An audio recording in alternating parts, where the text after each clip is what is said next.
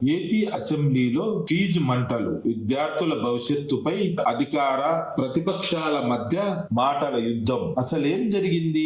Fee reimbursement బకాయిలపై మండలి దద్దరిల్లింది. గత ప్రభుత్వమే 4,000 కోట్లు బాకీ పెట్టిందని మంత్రులు ఆరోపించగా వైఎస్ఆర్సీపీ స్ట్రాంగ్ కౌంటర్ ఇచ్చింది. ఎన్నికల కోడ్ వల్ల ఒక్క క్వార్టర్ ఆగిందని, కానీ ఇప్పుడు బకాయిలు ఏకంగా 6,300 కోట్ల రూపాయలకు చేరాయని మాజీ మంత్రి బొత్స సత్యనారాయణ గారు నిలదీశారు. ప్రభుత్వం కేవలం 1,200 కోట్ల రూపాయలు విధిల్చి చేతులు దులుపుకుంటోందని బొత్స మండిపడ్డారు. అసలు సమస్య ఇక్కడే ఉంది. ఫీజులు రాక కాలేజీలు సర్టిఫికెట్లు ఆపేస్తున్నాయని, విద్యార్థుల భవిష్యత్తు నాశనం అవుతోందని ప్రతిపక్షం ఆవేదన వ్యక్తం చేసింది. నాడు నేడు నిధులు కూడా ఆపేశారని, దీనివల్ల తీవ్ర నష్టం జరుగుతోందని వైసీపీ వాళ్ళు ఫైర్ అయ్యారు. చివరికి ప్రభుత్వ సమాధానం నచ్చక వైసీపీ